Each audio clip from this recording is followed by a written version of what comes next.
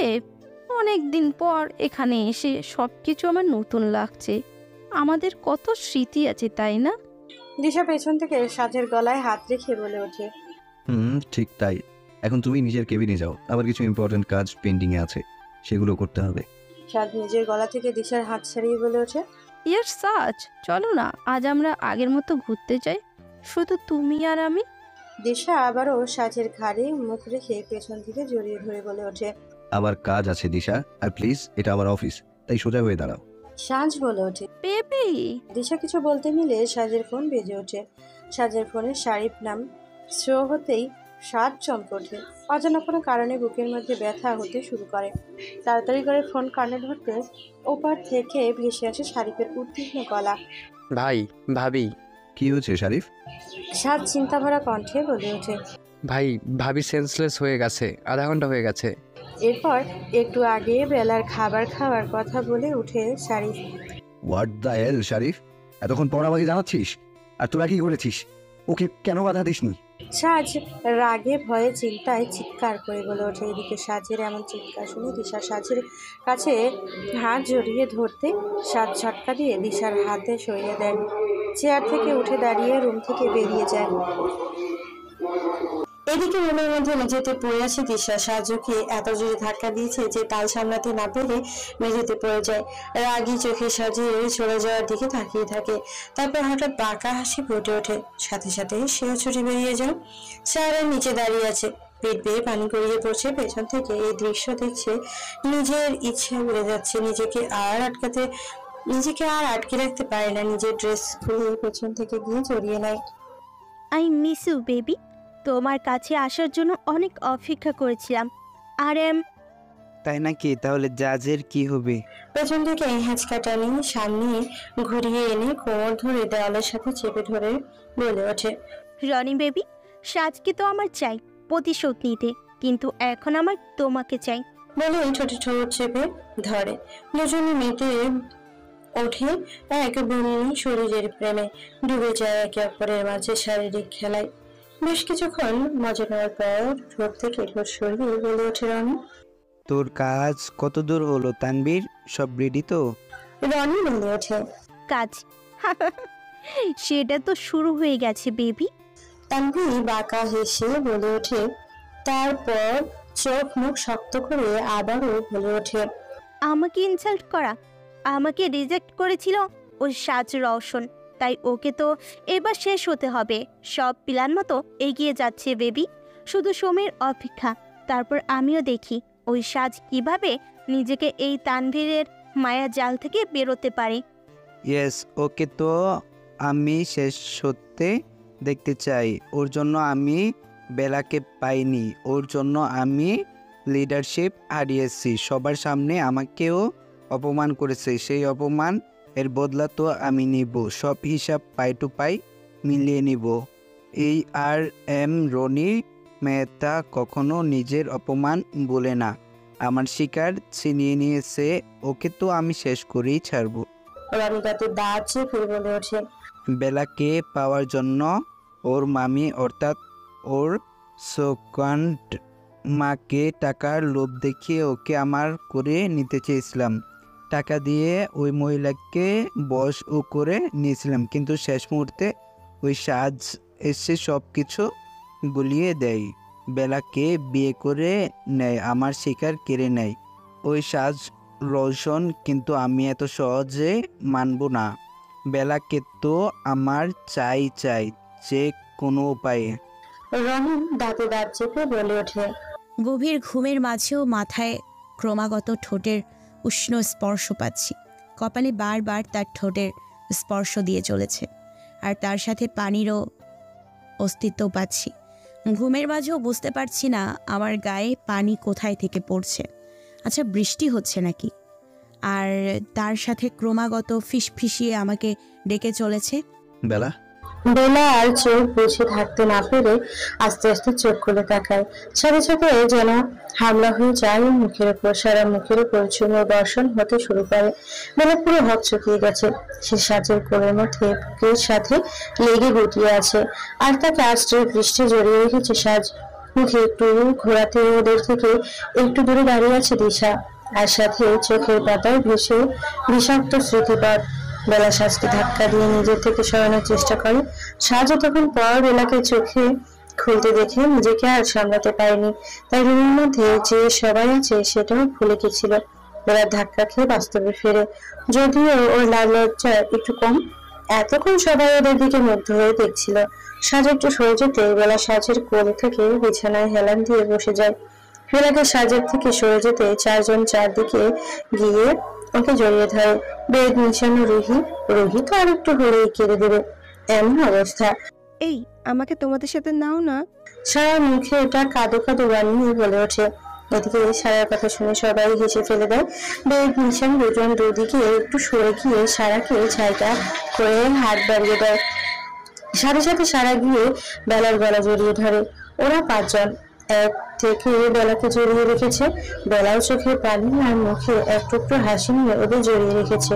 ও জানে ওই চার বন্ধু তাকে কত ভালোবাসে। তার একটু কিছু হলেই ব্যতিব্যস্ত হয়ে যায়। সাজ বিছানার কিনারে বসে ওদের এই মুহূর্তটা দেখছে আর ভাবছে ওদের মধ্যে বন্ধুত্বপূর্ণ ভালোবাসাটা।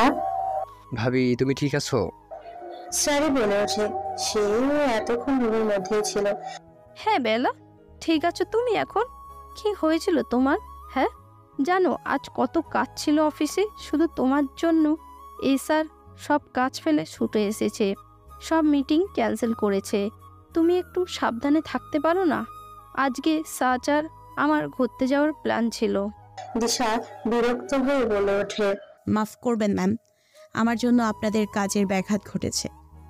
আপনাদের উচিত হয়নি এত কাজ ফেলে সামান্য একটা কারণে এখানে ছুটে আসা। তাছাড়া আমি আপনাদের জানাইওনি, আপনাদের আসার কোনো দরকার ছিল না। এখন আপনারা যেতে পারেন, আপনাদের কেউ আটকে রাখেনি। আমার জন্য আমার বন্ধুরা যথেষ্ট। বেলা তাচ্ছিল্যপূর্ণভাবে বলে ওঠে।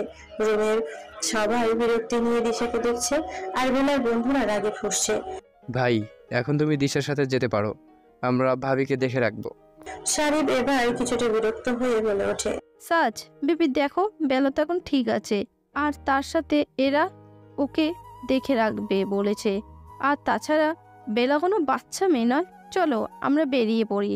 দিশা সাজের কাছে এসে গায়ে গা ঘেঁষে দাঁড়িয়ে বলে ওঠে। আমি কোথাও যাবো না দিশা, আর আমি তোমাকে এটাও বলিনি যে আমি তোমার সাথে কোথাও যাব। তুমি এখন আসতে পারো। সাজ খানিকটা রুক্ষভাবে বলে ওঠে। বেবি দিশা আবারও কিছু বলতে নিলে জাস্ট লিভ। চিৎকার করে বলে ওঠে সাজ। সাজের এমন ধমক শুনে দিশা মুখ ফুলিয়ে বেরিয়ে যায়।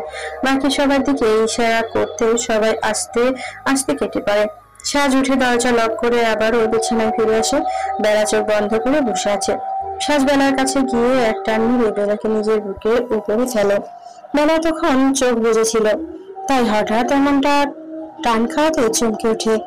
চোখ খুলে সামনে তাকাতেই দেখে তার দিকে ছলছল করে গভীর নীল চোখ জোড়া তাকিয়ে আছে তার দিকে। এই চোখে কষ্ট, যন্ত্রণা, অসহায়ত্ব ফুটে আছে। চোখগুলো লাল হয়ে ফুলে আছে। মুখের দিকে তাকাতে দেখতে পায় মুখটা শুকনো হয়ে গেছে। বেলা আস্তে আস্তে নিজের হাত উঠিয়ে সাজের গালে রাখে, আলতো করে সাজের গালে স্লাইড করতে থাকে। সাজ বেলা চোখের দিকে তাকিয়ে আছে, যে চোখে এখন তার জন্য কষ্ট, ভালোবাসা, চিন্তা দেখতে পাচ্ছে। সাজ নিজের মুখে আলতো ঘুরিয়ে বেলার হাতে নিজের ঠোঁট ছোঁয়। বেলা সাজের ঠোঁটের স্পর্শে কেঁপে ওঠে। বেলা নিজের মুখ সাজের মুখের কাছে সরিয়ে আনে। হঠাৎ সাজের কাঁধের দিকে চোখ যেতে বেলা থমকে যায়। বেলার হাত সাজের গলা থেকে নিচে পড়ে যায়, চোখ থেকে পানি গড়িয়ে পড়ছে। বেলা কোনো কথা বলছে না বলে সাজের থেকে সরে আসতে নিলে সাজ বেলার কোমর ধরে আটকায়। সাথে সাথে বেলা এক ঝটকায় সাজের হাত নিজের কোমর থেকে সরিয়ে দেয়। তার শরীরে যেন কেউ আগুন ধরিয়ে দিয়েছে। সাজ অবাক হয়ে বেলার দিকে তাকিয়ে হাত এগিয়ে আবারও বেলাকে ধরতে গেলে বেলা চিৎকার করে ওঠে। ডোন্ট টাচ মি, ছোবেন না আমাকে। আপনার ওই হাত দিয়ে আমাকে স্পর্শ করবেন না, বুঝতে পেরেছেন? ঘৃণা করি আপনার এই স্পর্শ। এখন আমার কাছে বিরক্ত লাগছে, দম আটকে আসছে। আমার মনে হচ্ছে কেউ আগুন ধরিয়ে দিয়েছে আমাকে। যেখানে যেখানে স্পর্শ করেছে সেখানে জ্বলে পড়ে যাচ্ছে। আপনার এই স্পর্শকে আমি ঘৃণা করি, আপনাকে ঘৃণা করি। আপনাকে আমি সহ্য করতে পারছি না, আর নিতে পারছি না আমি আপনাকে। মুক্তি দিন আমাকে। এখন তো আপনার দিশা এসে গেছে, তাহলে আমাকে কেন আটকে রেখেছেন? আপনি ছেড়ে দিন আমাকে, মুক্তি করে দিন আমাকে। বেলা চিৎকার করে কাঁদতে কাঁদতে বলে ওঠে। সাজ অবাক হয়ে বেলাকে দেখছে। তার চোখ মুখ পুরো লাল হয়ে গেছে। বেলার যে চোখ এতক্ষণ তার জন্য ভালোবাসা দেখছিল, সেই চোখে ফুটে আছে এখন একরাশ ঘৃণা, কষ্ট, যন্ত্রণা, অভিমান, রাগ। আপনার এই মিথ্যে ভালোবাসার নাটক বন্ধ করুন এবার। আপনি আমার জীবনটা পুরো নরক বানিয়ে দিয়েছেন, পুরো নাটকের রঙ্গমঞ্চ। যখন মনে হবে কষ্ট দেবেন, যখন মনে হবে মিথ্যে ভালোবাসা দিয়ে কাছে টেনে নেবেন। কেন কেন বলুন তো? আমি কি আপনার হাতের পুতুল? অফিসে রোম্যান্স করেও আপনার মন ভরেনি, এখন আপনি আমাকে নিয়ে খেলতে চাইছেন, আর তারপর আবারও ছুঁড়ে ফেলবেন। সেটা আর কখনো হবে না, কখনো না। আমি থাকবো না আপনার কাছে। আপনাকে আমি ঘৃণা করি, শুধু ঘৃণা।